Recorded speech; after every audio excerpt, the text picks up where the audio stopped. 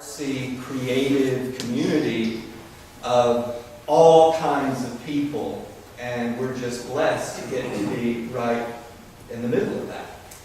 And we take serious that they are our parish. Now, do they all come to Mass on Sunday morning? A few find their way there eventually.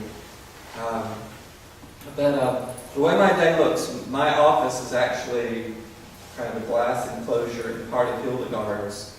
And it's very open, it's very accessible. And my day just really is just being out, spending time with people. I'm naturally an introvert, but I've learned to just walk the sidewalks, interact. And I consider myself that I am their pastor. Most of them, I'm their only pastor. Most of the things we do does not show up on the parochial report, unfortunately.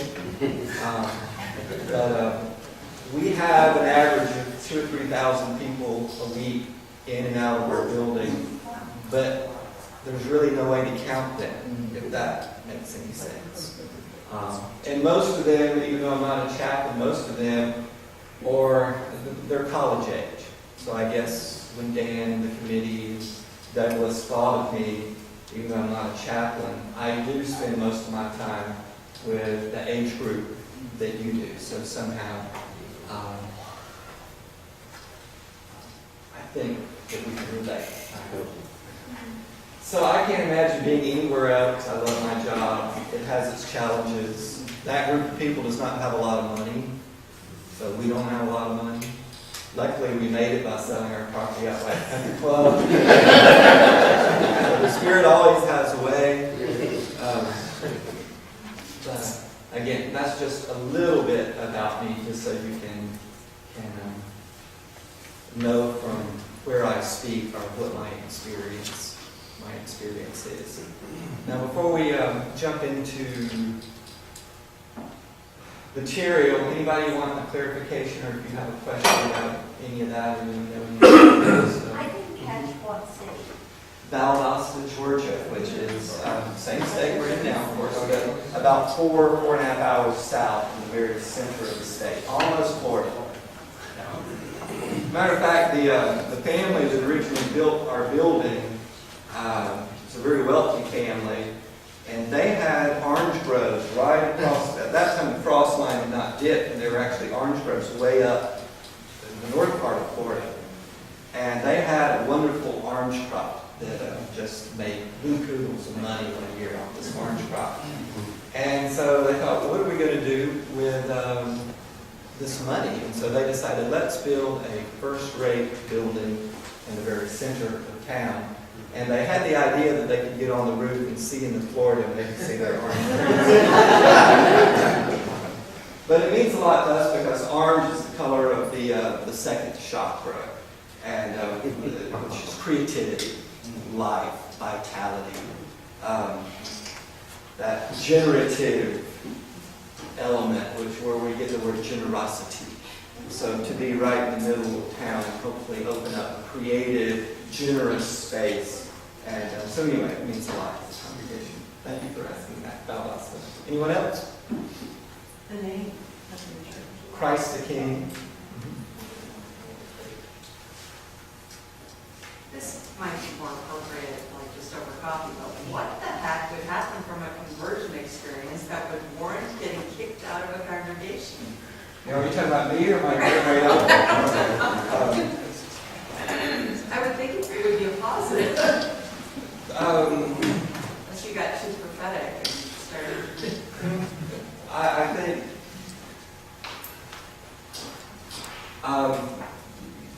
the tradition of my great uncle, when he had his mystical experience, it just did not fit that box. And for me personally, the folk that were showing up started to be more and more and more diverse. About 50-50 black and white.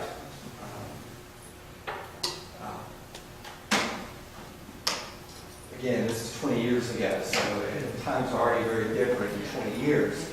But we had a group that opened itself up very lovingly and compassionately to gays and lesbians.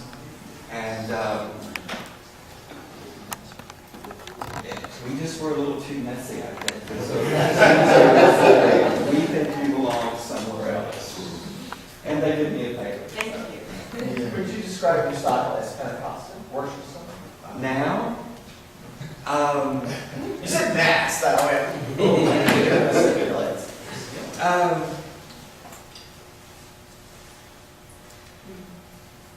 if you worship with us, it's quite Catholic in a lot of ways, and I think it's because that we felt the need to be rooted.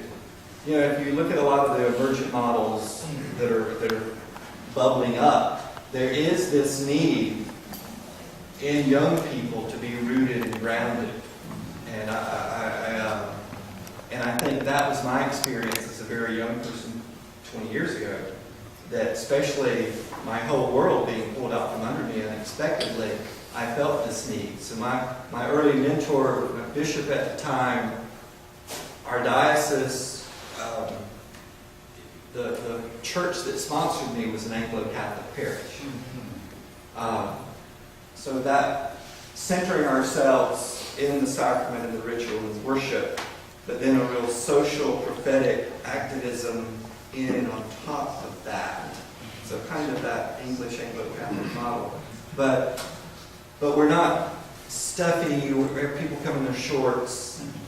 It's very casual, and we do a big variety of music in that context. So that's kind of, is that? What kind of worship experiences do you have? What do you have?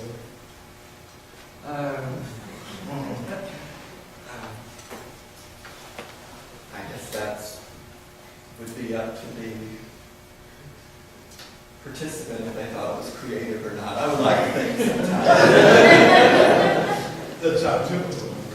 Well, we do a big variety of music. Just a big variety, from traditional hymnody, of course, to chants, to zay, to very contemporary music, and we even include a good bit of secular music, just to kind of make the worship experience more open to folk that aren't churched.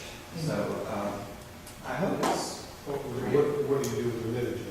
Do you move the liturgy around a little bit? Oh, very little, no. We're very faithful, again, that desire to be rooted and grounded, have roots and meanings at the same time. We do use enriching our worship, the expansive language exclusively, being a university town, and we'll get to that in a minute. This patriarchy and the loss of the sacred feminine is part of what has wounded our soul.